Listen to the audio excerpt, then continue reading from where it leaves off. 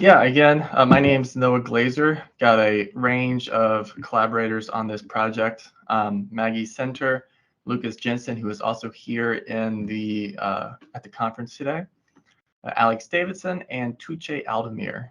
Now, before we get started, I want to acknowledge that we come from things from a different angle. Most of us here in this team are actually in the field of education, with a couple of us from the field of special education. A lot of the work that we do is around student-led game design, and we create virtual reality and game-based learning environments. So there are some connections, and we have done some research around Spiritfarer and have some papers currently under review on this. So we're not total strangers to this area, but we are coming at it from a slightly different perspective. So to get started, quick overview of what we're going to be looking at is first talking about what it means to be a monster. I'm going to talk about monsters in video games. I'll briefly introduce you to the video game Spiritfarer for those of you who have not played it. And then we'll talk about one of the primary characters of focus, which is Sharon. I can never pronounce that right. And when I go to Google and I ask it how to pronounce it, there's like 5 different pronunciations. So bear with me. Then we're going to talk about Stella and her monstrous role. And Stella is the main character of Spiritfarer. And then we'll talk about some of the complexity of what it means to be a monster. All right. So I think this is a really cool topic. When we saw the call for proposals, we were like, yeah, let's do this. It's really interesting and how video games show us what monsters are. Now, you might think of these monsters are just like being scary creatures that you see in movies, but there's more to it in video games. In video games, monsters aren't just there to scare you. They've got rules to follow, and they're set by the people who make the games themselves.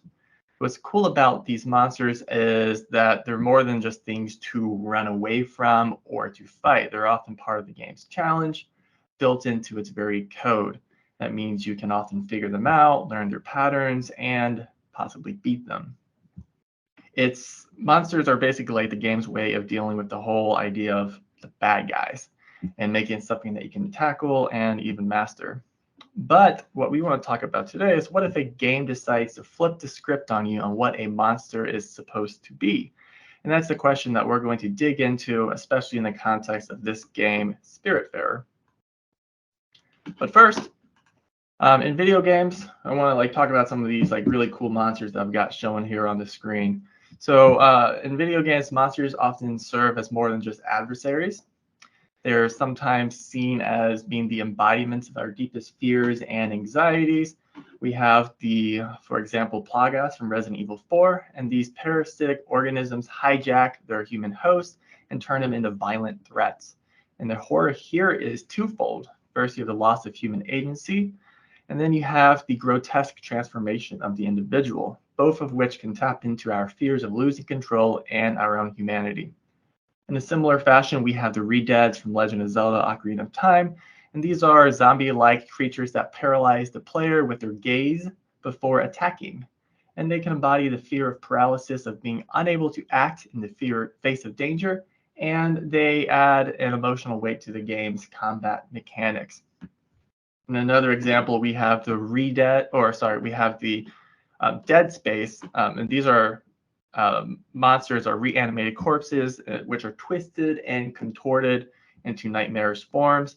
These aren't just monsters to be defeated. In many ways, they represent the perversion of the natural order and our fear of death and decay.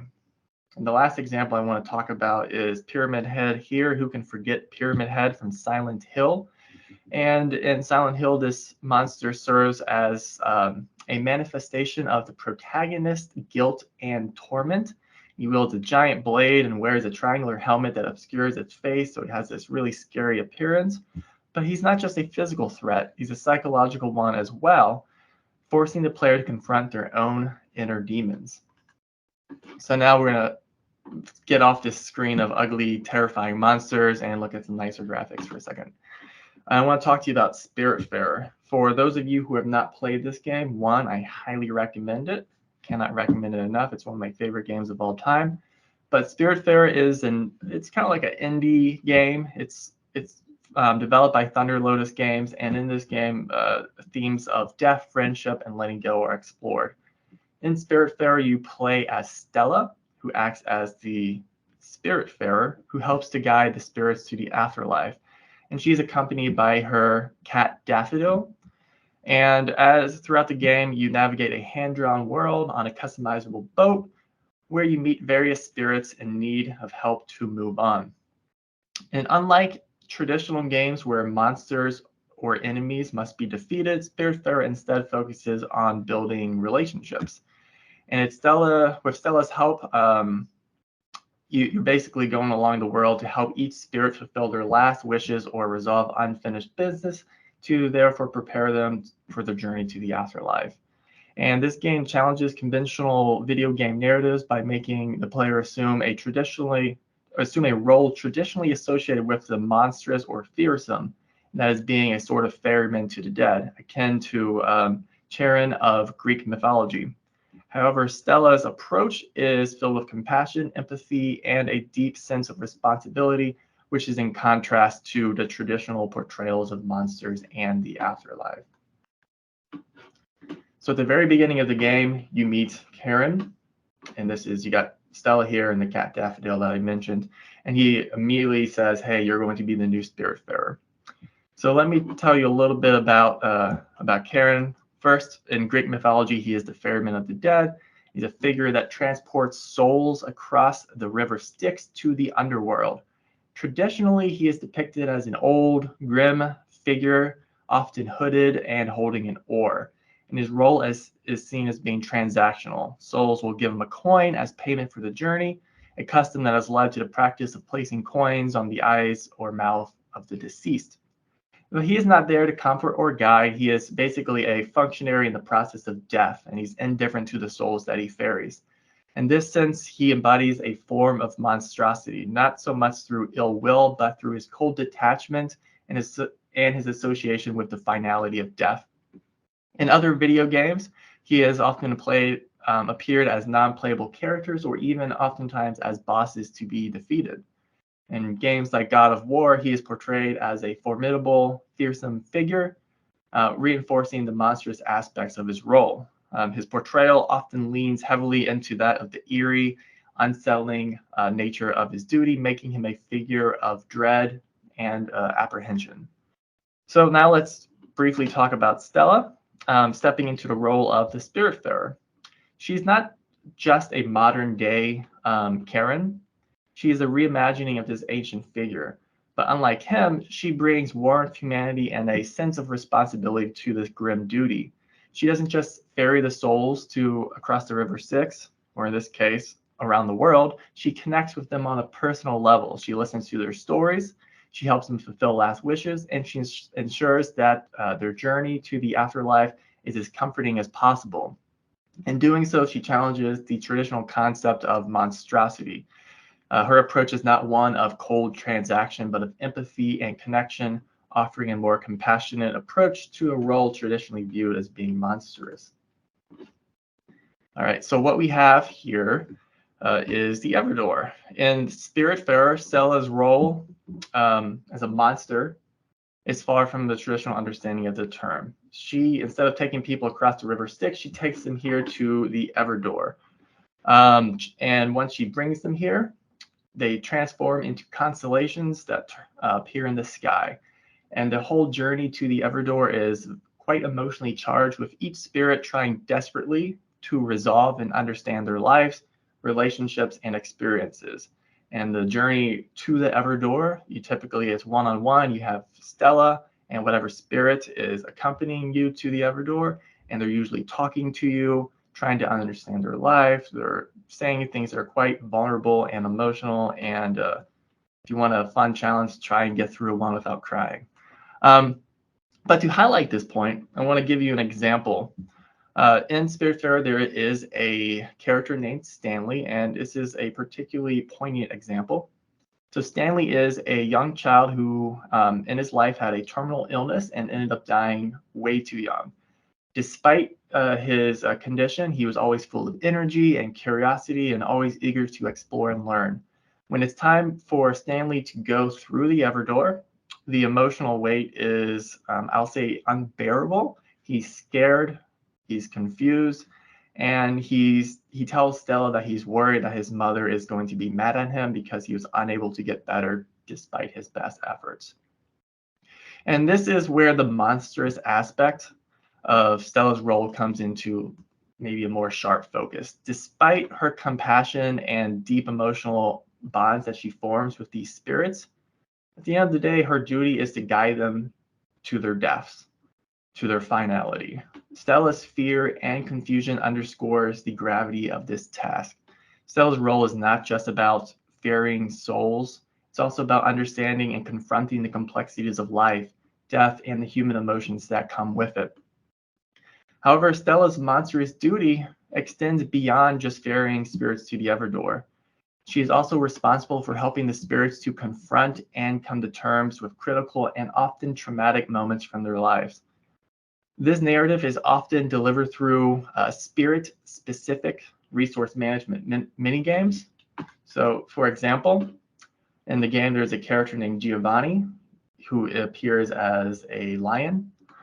All the spirits in this game oftentimes take the form of some kind of animal. Stanley was a mushroom, Giovanni is a lion. And in Giovanni's fireworks minigame, which you can see here on the screen, it's more than just a spectacle. I mean, it's quite beautiful, and the music is amazing. The graphics are great. You have these sparkles of light crashing down to the ground around you, and when they hit the ground, you can collect resources from them. But it's not just a game. For Giovanni, it's a representation of his life, particularly his time in the military and his struggle with PTSD. The fireworks symbolize the volatility and unpredictability of his life and how he's always on the edge, leading him to seek solace in drinking and womanizing. It's a poignant moment that adds depth to Giovanni's character and challenges us to see his monstrosity in a new light. In a similar fashion, you have Gwen, who is another one of the spirits, and she has a jellyfish-style minigame. And this, again, isn't just a whimsical diversion, but it symbolizes her battle with cancer when she was alive. The ethereal jellyfish represents the elusive nature of her illness and something that she was afraid to confront head-on. So catching the jellyfish become an act of facing fears, both for Gwen and for Stella, who must guide her to the Everdoor. So in Spiritfarer, the term monster takes on a whole new meaning. Stella's monstrous task is carried out with a depth of empathy and emotion, but also forces us, the player, to confront uncomfortable truths about existence and finality. It challenges our traditional understanding of what it means to be a monster and asks us to consider the complexities and moral ambiguities of what comes with such a role. So this really leads us to some really interesting questions that go beyond just video games, and that is, what actually makes a monster a monster? Is it how they look, maybe with fangs, claws, or scary features like a pyramid head? Or is it what they do, their role or their job, so to speak? Is it how we see them, how they make us feel, or the labels that we slap on them? Spiritfarer gives us a lot to think about here. It's not just saying, hey, monsters can be good or bad, but it's going deeper and asking us to rethink the whole idea of what a monster is. It's showing us that being a monster isn't just one thing, it's complicated. You've got Stella, who's technically doing a job that we associate with a monster, that is ferrying souls to the afterlife, but she's doing it with kindness and empathy, which are things that we tend not to associate with monsters. So what Spiritfarer is really getting at is that the idea of a monster isn't set in stone. It's flexible and can be seen from different angles. It's challenging us to think about monsters in a more nuanced way beyond just good or bad or scary or not scary. It's asking us to consider the complexities that make up this concept of monstrosity and how these complexities can change depending on the context. So this reimagining of the monster's role in Spiritfarer has broader implications for storytelling in video games and other narrative media. Again, it challenges us to think more deeply about the characters we create and interact with, urging us to consider the complexities of life, death, and the shades of gray that define what it means to be a monster. Much like the narrative in a game like Shadow of the Colossus, the game asks us who the real monsters are, and why do we consider one character, such as Charon, to be monstrous, while Stella, with a more relatable human appearance, is not, even though they both perform the same tasks. As the game wrestles with these issues, the real monsters rear their head. It's not the dragons in the water or the owl god Hades, or Stella, the Spiritfarer herself, but instead is rather the notions of time, loss, grief, illness, kind of decline, loneliness, and heartbreak. Spiritfarer explores these concepts by making the player confront, wrangle, and come to terms with the characters as they head towards their final destination. Spiritfarer's developers have created a universe in which the monsters are not obstacles to be avoided or unthinking enemies to be killed, but instead personalities and ideas to fully engage with.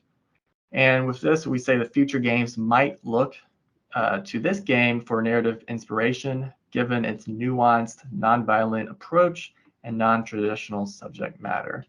So with that, we open the floor to questions.